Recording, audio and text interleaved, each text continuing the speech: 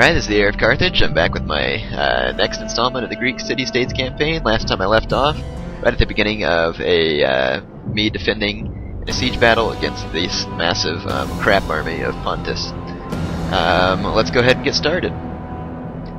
Not too long ago, I don't know if you watch anybody else's videos, but Nubgus had up some videos of him using Pontus. And Pontus actually has some decent units, but Eastern Infantry isn't one of them.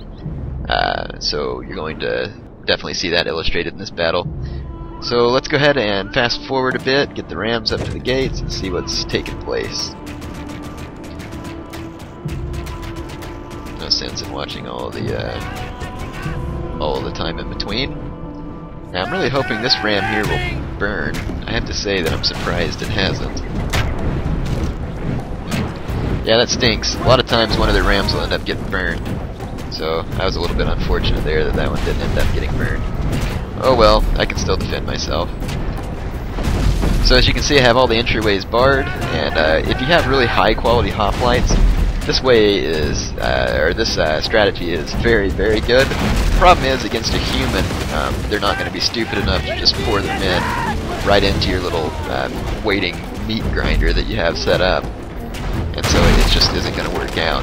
They'll just keep punching holes with the battering ram until you can't defend them all. The walls have fallen before but against the AI, it works pretty good. In fact, let's go ahead. Ooh, looks like they're all funneling towards this entrance. So I'm definitely going to want to go back up over there. The one bad thing about militia hoplites is that they'll get pushed back. If they get like a whole horde of units pushing on them, they'll start to get pushed back. So I'm going to go send another unit of hoplites over there to reinforce. Yeah, see, now that there's so many Pontians pouring through the gates, my first hoplites got knocked out of phalanx formation, and so they're going to get killed. So I'm going to bring in a second unit of hoplites, and this is risky because they're scythe chariots, but I'm going to go ahead and charge my general over here. Or actually, I just got a hole over on this side. I'm going to take my general out over here, put that unit into phalanx, and let's bring this unit over to assist as well. Yeah, see, the Pontians' only hope here is to just send wave after wave of men to their death, in hopes that eventually they'll break through. Now, one bad thing that I have going here is they did get their scythe chariots in, and they're going to be scaring my troops and causing some serious damage.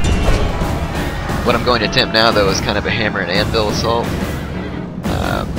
on these Pontic troops. I'm going to bring my general in through the hole that they made and hit them from the rear and try and break their men. Oh, side chariots are running amok. Gotta get my generals out of there. About to get run over by a freight train. Get away from me! There we go! And there goes the chain route that I was hoping for. So that's pretty much the end of the Pontians, or however you say it. Ponticans. Ponticans doesn't sound good. I'll say Pontians. Yep. So now that's just this is going to turn into a mass slaughter. I'm going to move my hoplites up back into defensive position. So you can see that the Pontians' strategy of sending all of their men on a suicide mission nearly worked, especially with their scythe chariots in the mix. Became a very dangerous situation because scythe chariots have a morale destructive,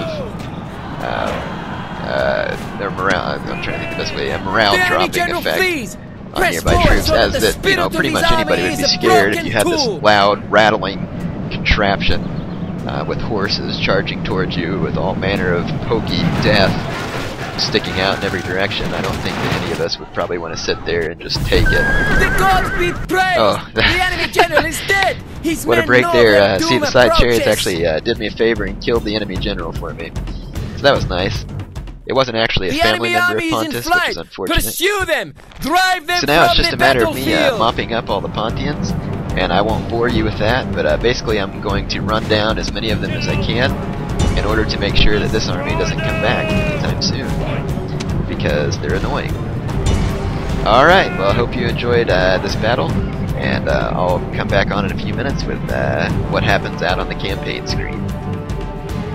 Well, there's the results. As you can see, that was an absolutely crushing victory on my part. The Pontians came with 1,300 men and left with only 30 remaining.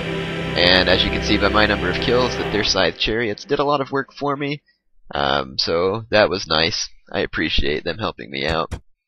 So it's always nice whenever you can't make scythe chariots when you're the Greeks, but they can still do some work for you.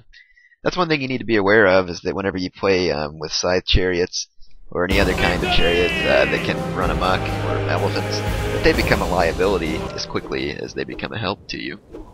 So it looks like that ended that little chapter in this Greek saga. As you can see, everything's going well for the Empire now. And I'm going to go ahead and stop this video. Hope you enjoyed that battle. Let's go ahead and talk. Well, I guess I'll go ahead and mention what's going to be coming next. We're just going to continue building our Greek Empire here. It looks like next we're going to end up defending against the Romans. Once I settle down in Corinth here and beat back these Macedonians, we're going to take Athens, and that will give us some much needed income, as people have pointed out in the comments on my previous Greek videos. So I hope you enjoyed this campaign video, and I know it's been a long time coming, but here you go. Here's 3 new episodes for you. Hope you enjoy it.